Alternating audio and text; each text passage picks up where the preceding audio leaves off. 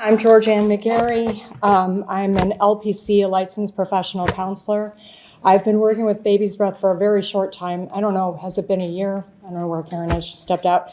Not very long, but really in an ancillary role. So helping to screen for clients, residents for the Phoenixville house, and also a little bit of helping with some brief therapy for a couple of clients. So I'm new, I'm excited to meet all of you and to learn more about the structure, because I really don't know. I'm sitting and doing it from my house or running to Phoenixville to screen for somebody. So the topic today is Thomistic psychology.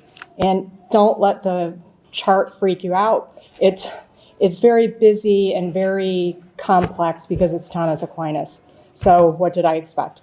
It's and everything that I know about Thomas Aquinas' ontological structure of man really comes from training with Father Ripperger. I don't know if you know who he is.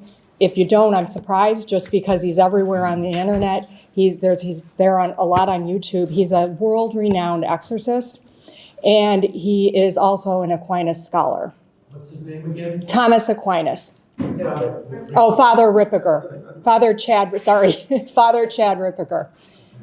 And he's fabulous. He's an Aquinas scholar, and so he started to put together, as he started to teach more and more exorcists and expand what he was doing with exorcism, he realized that there is a need, his group realized there's such a need to train mental health professionals in Thomistic psychology.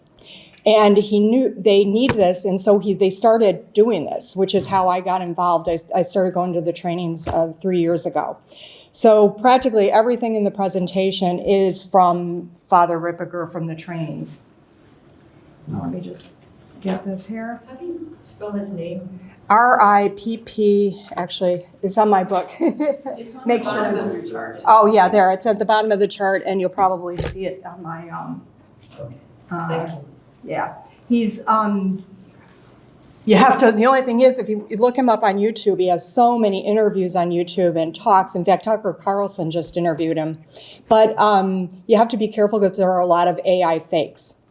And he was talking at dinner at the last training and saying, there's no way you can afford lawyers to fight all of it. It's just, unless you're a very, very rich celebrity, you know? So we just have to be careful where we get our information from. But it's interesting because everybody in this room, I'm assuming, is a Christian, and many of us Catholic. And so we already have a Thomistic base, and we don't even know it probably. And that's because Thomistic psychology and the Thomistic understanding of man is a Christian understanding of man. And it's really where we've gotten a lot of our understanding, our philosophical understanding and our, and even psychology. So we already have a basis. For instance, we're made of a body and soul. We know that. We know that our soul survives after death. We know that, you know, and it goes on. But the psychology, and I went to Divine Mercy University back in the day before they called it Divine Mercy University. They had to use a secular name in the beginning because they wanted to get approvals and get the accreditations that they needed. And so everything that we learned was Thomistically based. But doing it with Father Ripperger is a whole nother level. If at Divine Mercy University, and we did study a lot of philosophy there, and it's a graduate, by the way, Divine Mercy is a graduate school, Catholic graduate school of psychology. And it's outside DC in Arlington. I think it's still in Arlington. And it's just absolutely beautiful because a Christian anthropology and philosophy is integrated into every course that we have, everyone, including our clinical classes. So it's really beautiful. And I don't even know if there is, to this day, another school quite like it. So why Thomistic psychology? Why talk to all of you beautiful volunteers for A Baby's Breath about Thomistic psychology? And so it's very complex. And what we're going to do today is a broad overview, and it's maybe preschool to kindergarten level. And I'm not much beyond kindergarten level at this point. And I've been going to these trainings for 3 years. So however, even at that level, we can take away so much.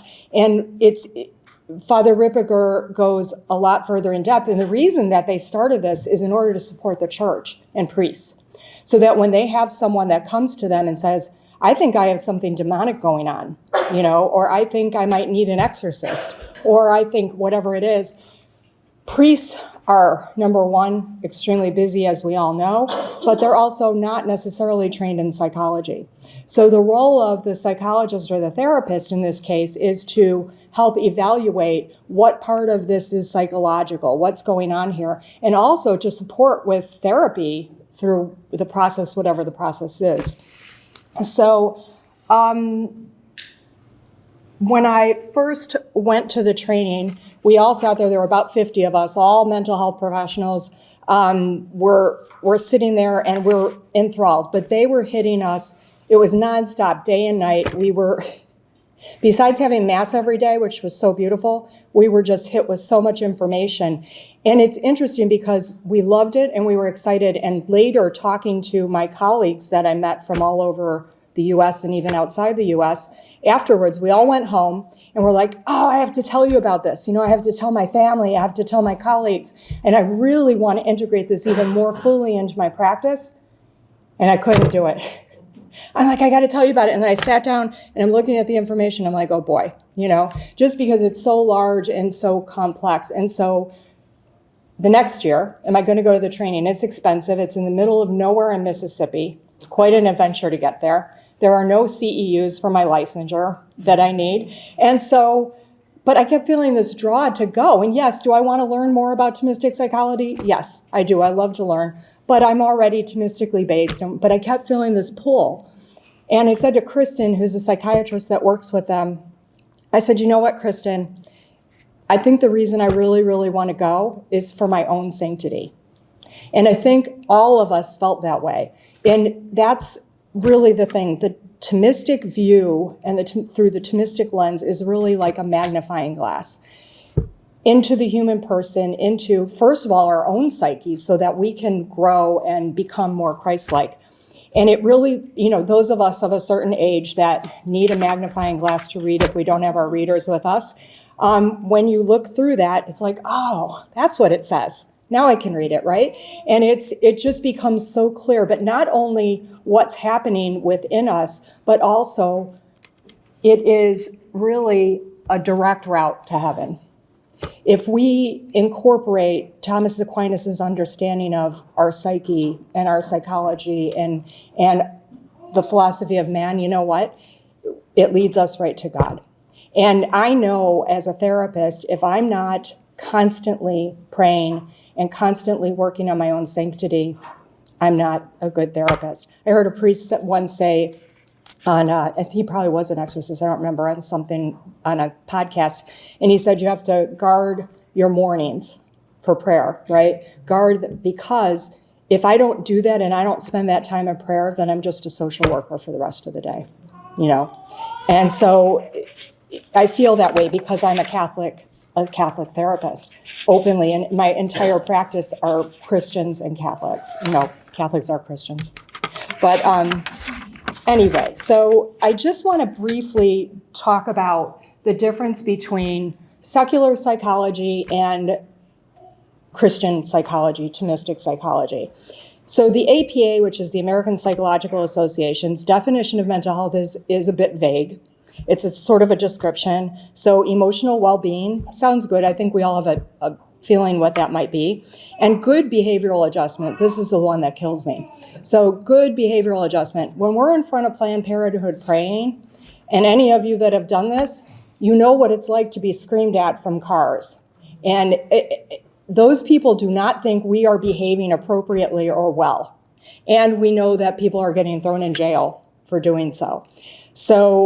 But the Thomistic definition, which will make more sense as we go along, is the quality of the possible intellect. So the possible intellect is up here on the chart. It's at the very top because it's only in the soul. So it's our intellect, and it survives after we die. And the intellect, the possible intellect, has the power to know truth and act rationally. That's basically mental health, according to Thomas Aquinas. And that's because truth is knowable and truth is objective. So we're able to do that by our bodily dispositions or virtues and behaviors and habits that make it possible. The APA's definition of mental disorder is equally as vague. So it's characterized as cognitive and emotional disturbance. Okay, I've seen that, I can relate to that. And abnormal behaviors, according to whom? Right, whom? And maybe if we were all still living in the 1950s, maybe 85% of us would agree overall on what is abnormal behavior, but these days, not a chance. When I worked inpatient initially for my internship and right after, it was a lockdown psych unit for eating disorders. And we would have a meeting every day with all of the staff to go through each of the clients or each of the patients. And we would do this, and I was the only outwardly Christian person there. So it's the psychiatrists, the psych nurses, the other therapists, psychologists, and we would go through each case. And as soon as a client came in, a patient who we had had prior, which happens a lot in eating disorders, and it's a teenager, she could be 14, she could be 15. She says, I'm coming out, I'm gay, or I'm this, or I'm that. And around the table, every single person other than me, every single person, great for her. And there's nowhere in psych that we do that. If I have a client that comes in, because I see a lot of teenagers and young people, I have a client that comes in and they say, I have a new boyfriend, or I have a new girlfriend, or whatever it is. I don't instantly say, great, maybe he's a psycho. I don't know. I know nothing about it. So there's nowhere that we do that except in these types of issues, right? So it's a vague and very, especially in the world we're living in, most of us, I think, would be considered to have a lot of abnormal behaviors and beliefs. But the Thomistic definition is clear. It's the defect or defects of the possible intellect, which is in the soul, which makes it incapable of rational judgment and reasoning properly. And it will become more clear as we go on. And acting contrary to rational principles. I have a slide here on some of the major differences between Thomistic psychology and secular psychology. We are a composite of body and soul. And secular psychology does not even recognize a soul for the most part. There's some variations, and I might have a spiritual something or a tree that I hug, but overall there's no clear, whatever. There is objective truth. Thomas Aquinas clearly defines mental health versus illness. We pursue virtue in our lives, and it leads to union with God, and that's where happiness is. Not in doing my own thing, figuring out, doing it my way, as Sinatra would say. That is not how we find happiness and flourishing. The intellect and the will, which reside in the soul, are to govern our lower faculties. Happiness is found in God. We believe in original sin, and original sin has gotten us all into trouble. And so we have concupiscence, the tendency towards doing what is not good for us, sin. But we also have grace and virtues. And grace, we know that we can't do anything without our Lord. We know this. And so we know that through grace, we can grow in virtue and become closer to God. Truth is knowable. And we are made to know and love God and love others for the sake of God. This can make the decisions that we make when we're counseling clients or when we're working with each other in organizations. That can be really tough because everyone is trying so hard to help people. And so we can have disagreements and it's emotional, right? We're emotional beings. So now if we look briefly at the chart. And the only reason I'm leaving this here is that when we get a little bit into the weeds as we go along, you can refer to this just to see where it fits in. So above the yellow line is purely the soul, our purely immaterial self. And the soul obviously survives after death. So it's our intellect and our will. So the intellect it is to know truth, to know the essence of something. And so the intellect has to be informed by truth, and it isn't always, depending on how we've lived and what we've been experiencing. And the will must be trained, right? And when it is acting according to its nature, it is ordered towards God, which is truth, which is goodness and beauty. Below the yellow line is body and soul, because we're made of the material and the immaterial. And if we start at the bottom of the chart, you can see the five senses. They're over here. The five senses. That's how we take in information. Not like the angels. When the angels were made, they don't have a body. Their intellect, their knowledge was infused immediately. Not for us. We start out pretty dumb. And Father Ripperger says we're still pretty dumb, you know? So we take in information through our senses. And the common sense kind of puts the information together that we take in.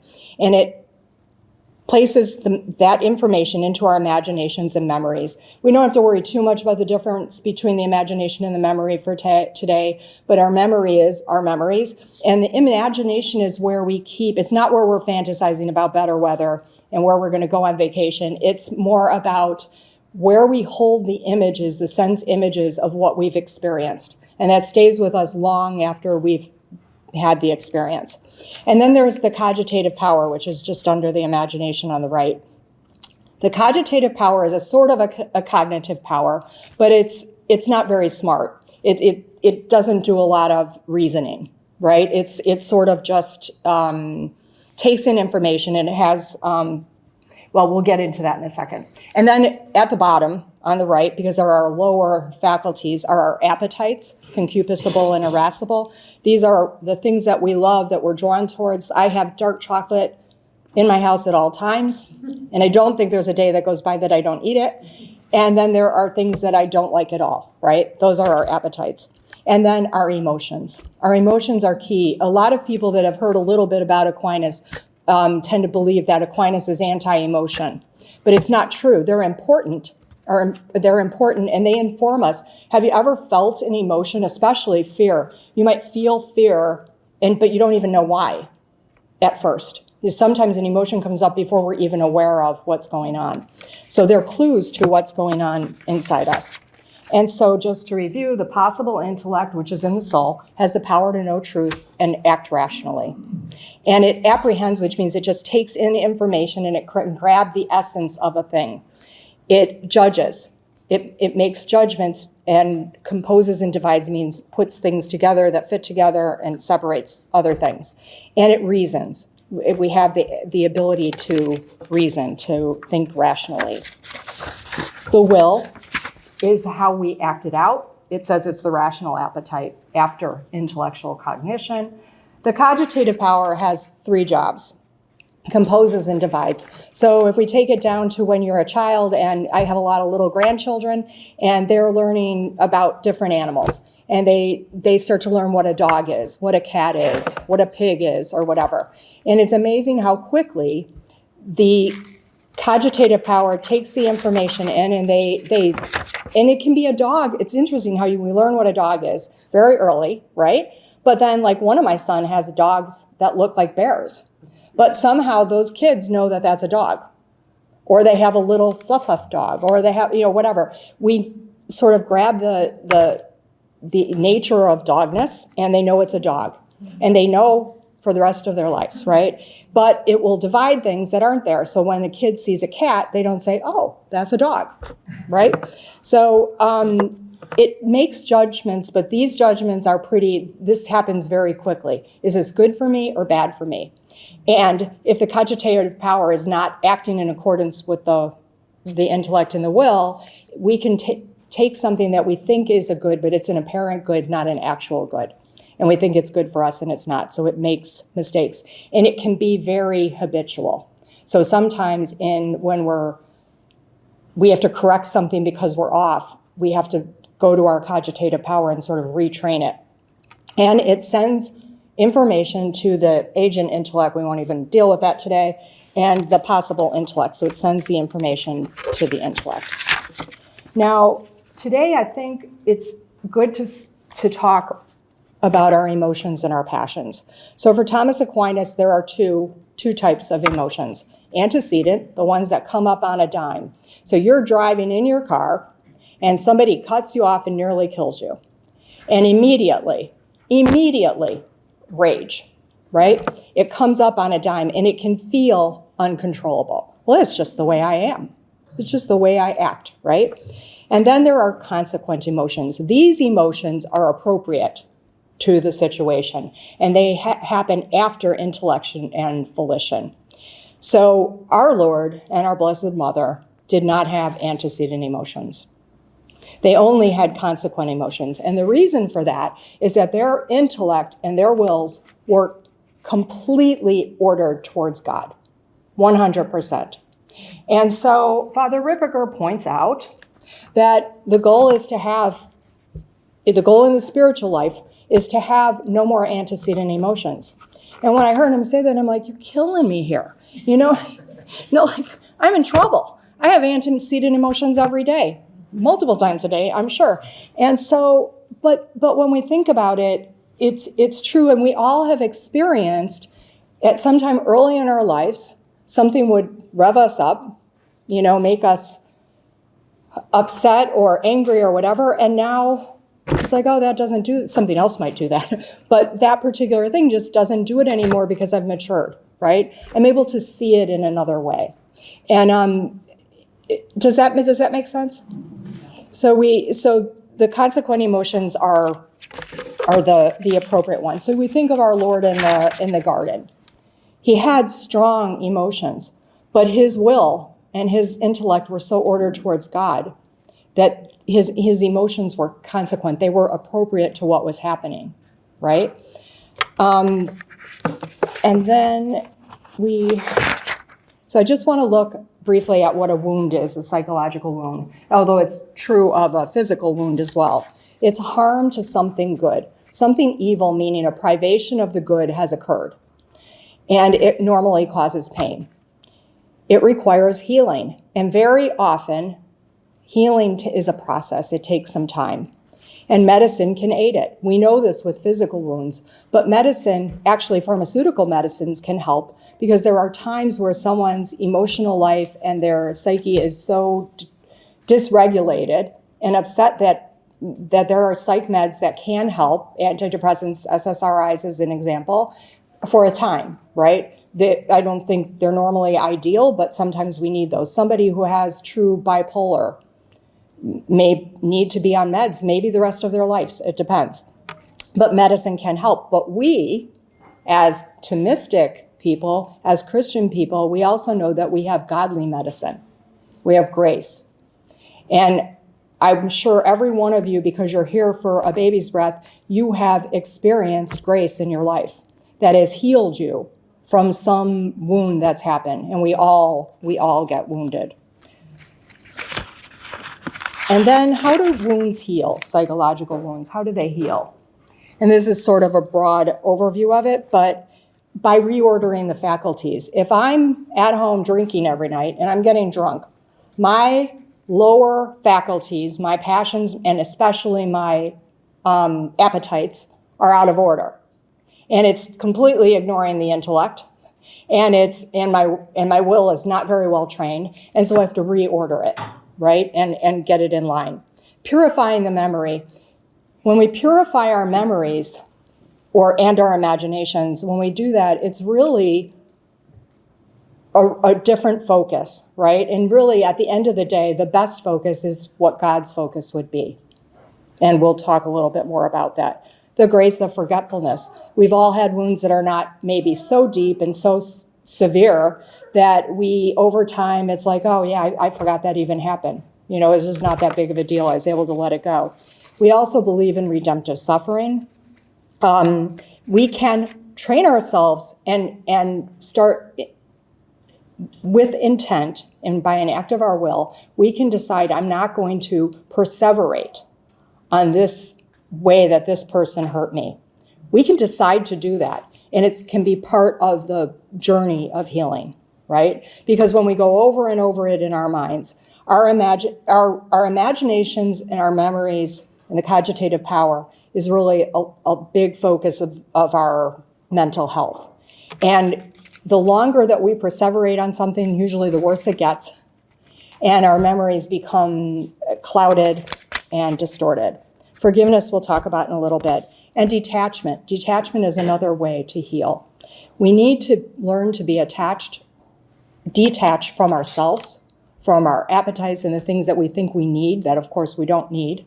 We need to be detached from sin and from the types of appetites that are not good for us. And it's key to overcoming wounds, right? Because we get attached to that unhappiness and that anger or that bitterness that we have inside of us. It's needed for union with God, and it's needed for virtue. And by the way, in Thomistic psychology, the way that we grow and the answer, the real healing that happens, the highest type of healing is through virtue, growing in virtues. And we know we need to grow in virtues, but what's so amazing about Thomistic psychology, as I've tried to make it more and more my own, is now when I have an antecedent emotion and I get annoyed with my husband, which happens too often, and if I get annoyed and I'm like, oh, whatever, then hopefully, more quickly I'm like, oh, antecedent emotion, lack of virtue. I need to grow in charity, clearly. And it's just more direct, right? It's much more direct. And I find this with my clients too. So it's not that I'm not trying to seek what's underneath a problem and get to the base of it, but I've always been doing that. But now it's, okay, we need to grow in hope here. We need to grow in charity, whatever is the appropriate virtue. And if you have the desire, you can look up Father Chad Ripperger's 64 virtues on the internet, and you'll get the whole list, and it's long. But if you ignore all some of the Latin and the names and stuff, and don't worry too much about that, when you read the descriptions, it's so true. But also, what is contrary to those virtues? Because when we need to grow in virtue, there's a vice there too, right? This next slide is just briefly looking at the faculties. So if we start down at the instinct, our lowest, right? Preservation of our life, self-preservation. We're made this way, and we should protect our lives. And we don't want to seek out suffering because that's a different mental illness, right? Seeking suffering is not good. But when we do suffer, when we are injured, there's a way to see it through God's eyes. One of the things that becomes crystal clear when you listen to Father Chad Ripperger or any of the exorcists that I've listened to is that even when the demons are afflicting someone in a more of an extraordinary way, or someone is possessed, people are like, oh, I'm so afraid, I don't want to talk about that. But they make it clear, the exorcists, that never, the demons don't get to do this because they decided, oh, I'm going after you. That's not the way it works. It only happens when God allows it. And God allows it always for our sanctification, every single time. And Father Ripperger talks about some of the women that he has experienced that really were fully possessed, not perfect possession, but possessed. And you know what? Eventually, even before they're free of the demons, they are some of the most holy women that he's ever met. Because it takes a lot of work when we're under attack, living a Christian life, going to Mass, praying, all of that. That's what actually, and they talk about confession. The power of confession is incredible. It's an exorcism in and of itself. And so anyway, they use the example of Christ in the desert. We have our appetites, right? Christ at the wedding of Cana, and we want to order towards adversity. We have desires and we have appetites, but we also need to fast, and it's okay that it's not easy. Our emotions, those are our reactions to events, and we want to move from suffering to sorrow. So suffering can be different. Yes, we might be sad that something happened, but the suffering becomes much worse when we're so resistant. Sometimes when I have felt like that, where I'm resistant to whatever wound that has been inflicted on me, and I'll think to myself, I can almost see like the child me having a hissy fit, stamping my feet and, and screaming. I'm fortunately not doing that out loud, but in my head, that's what I'm doing. And I'm pretty sure I learned at 4 years old that doesn't help, But when we're resistant to the wounds, when we're resistant to what happens, then the suffering just is exacerbated. Our memories, our recollection, purify our memories in light of thanksgiving. To be thankful for everything, because if we are suffering, our Lord allowed it. And he only allowed it for our sanctification and, of course, the sanctification of others. Our will, Jesus in the garden, and our intellect. Another thing that Father Ripperger really emphasizes is that at this time in history, we need to know our faith. We cannot just think, oh, it's good enough, I get it. Because back in the 50s or at some other time, we had a lot of protective factors. Most of us would agree on most things and we would get it. And if we didn't, somebody would correct us. But everything is so confused, and that's purely of the devil. And it's so confusing, so it's very easy for us to get off track. And he says, you cannot afford to not know your faith, to really know it. And then I wanted to talk about forgiveness, because forgiveness is central to healing. So first of all, this definition of forgiveness is from Dr. Fitzgibbons, who is a Catholic psychiatrist in Conshohocken. He retired now. But he and this man, Enright, developed forgiveness therapy, and I use it very often in my practice. But the definition is important, because if I say, oh, I forgave so-and-so, and you say you forgave so-and-so, we might not understand it the same way. So the academic definition is people upon rationally determining. So using reason, we've determined that we've been unfairly treated, right? So when I had teenagers and one of my kids would be out late and they didn't come home when they were supposed to, and I ground them, and they're mad as hornets, and they can't go to the next whatever they were planning on, and I say no, and whatever, and they're mad, and then after they calm down, they might say, Mom, I forgive you. It's a very nice sentiment, honey, but it's not appropriate. You have not been unfairly treated. You don't know what that is. So we have to be unfairly treated in order for forgiveness to be appropriate. And then willfully abandon, meaning by an act of our wills, right? You know how we talk about love is a decision, not a feeling. So we by an act of our will, we abandon resentment and the other responses to which you have a right because you were unfairly treated. And endeavor. I think the word endeavor is key because it's a process. Some things are more easy to forgive depending on where we are in our lives, and other things, it can be a bigger struggle. And so it's an endeavor to respond to the wrongdoer based on the moral principle of beneficence. So in other words, it's the right thing to do, right? And we may know it's the right thing to do, and we're still not there.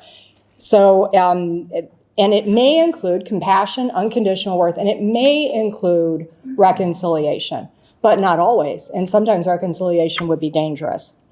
And moral generosity, moral love, etc. So there are 4 stages or 4 phases in forgiveness therapy. The first is the uncovering phase. And the primary goal here is to look at the wound or wounds and look at really what's happened. If it's a parent who has hurt us and it's still affecting us today, it's not one wound, right? It's been over time and it's affected our lives in ways that we're probably not even fully aware of. So it's looking at what exactly happened, and it's also looking at what are my defenses to forgiving, right? What's going on? Why am I not doing it? Confronting the anger. A lot of times people will say, yeah, I can't forgive him, but I'm not really angry. And you're like, oh boy, we have some work to do, because we're angry when we're not forgiving. Admitting shame when shame is there. Being aware of depleted emotional energy. When we're stuck in unforgiveness, it takes a lot of energy. And the one I love is cognitive rehearsal. How much time do I spend going through this and through this and through this in my head, right? And also being aware of, am I comparing myself with the person who hurt me? Well, they're just look like they got off scot-free. Their life is great, and look at mine, you know. And also realizing and accepting the pain. I may have been permanently injured in a way, like you think of it if it was a physical scar, right? Let's say you got stabbed or something happened or you lost a limb or something. That's permanent, but that can also happen in the emotional life. I think of a young woman who had been sexually assaulted as a teenager. Prior, that young woman was a high flyer, top of her class, doing great, and after that, everything just went, you know. Now that was temporary, but that affected her life, you know, because then she didn't get into the same college that she would have gotten into prior and whatever. So accepting that and learning to live with it. Then the next phase is the decision phase. That's when the person comes to, yes, I am committed to forgiving, but I'm not there yet, right? Being willing to even consider it as an option and then committing. And then the work phase gets really into the deep there and reframing, taking on and looking at the person who hurt us, looking at the person that did it. And I'll think to myself, if I walked in that person's shoes, I think I would be worse than where they are now. Looking at what happened, having empathy or compassion towards the offender. And even if the offender seems to have no conscience at all, then they need our prayers even more. They need our forgiveness even more. And keep in mind, when we forgive, we do not have to tell the person we forgave them, right? The situations can be really different. And so bearing and accepting the pain, again, this is key. Because when I'm all upset about something, when I've been hurt, there's this part of me that just doesn't want to accept it. You know, I've been hurt, darn it, and I want something. And so as we go into the deepening phase, that's when we find meaning. I don't know the number of people, because of being a therapist, that have said to me, I would not ever have given my life to God or grown as close to God as I am now had I not been through X, Y, or Z. You know, it helps us to grow. C.S. Lewis points that out very well. Insight that we're not alone. A lot of times when people have been severely injured, that young woman I was talking about in college joined a group where she was helping, you know, like a sort of like a group therapy thing, and we're helping other young women that had been wounded. And you know what? It gave her such a sense of empowerment in a good way, not in a feminist way. I wish I didn't have to always think of that or point that out. Realizing I might have new purpose, right? And even when a door is closed and another door opens, it can be beautiful. So that's forgiveness in a nutshell. And how's our time? 15 minutes? Okay. So I'm just going to give an example of myself, because I think one of the things that I see most in therapy, and I would say even most in my own life, and is excessive anger and being stuck in anger, right? And that's a huge one, and the lack of forgiveness is big. So an example for myself that's very recent, within the last month, I have a couple extended relatives that have hurt me through the years, multiple times, and they have no idea that they've hurt me. It's one of these things where it's sort of passive, but judgmental and whatever. And it's not just me that sees it, so I'm not totally delusional. And so I've been hurt through the years. And through the years, I thought I did a pretty good job of letting it go and, well, you know, whatever. And then I guess about 5 years ago, something more happened, and it was a little more direct. And again, these people have no idea that they hurt me. Still to this day, no idea. But I was so upset by what happened that I kept thinking about it. And I was angry, and I was hanging on to it. And at one point, my husband goes, "You're really angry about this."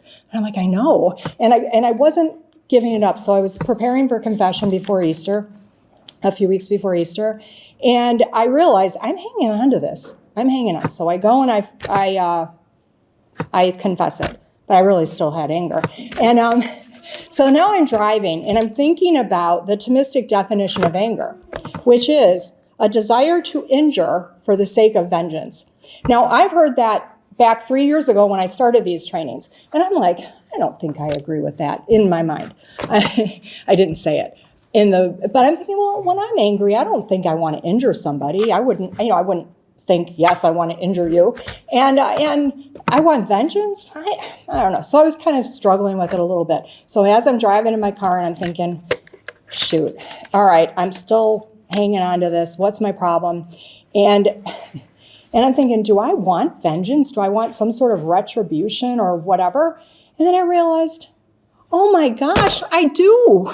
I wasn't thinking I want them to hurt or, to be in pain. But what it is I want them to admit that they're wrong and that I'm a good person and that they misjudged me all these years, decades, right? I want that. And then I was shocked that that's what I really wanted.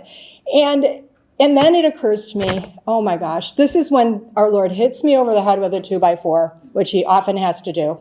And I'm like, oh my gosh, how many times have I unintentionally hurt someone? Unintentionally, I have no idea. And I'll bet you there are many, many times because I'm a big mouth. And so who knows how many times I have hurt someone and I still to this day don't know, right?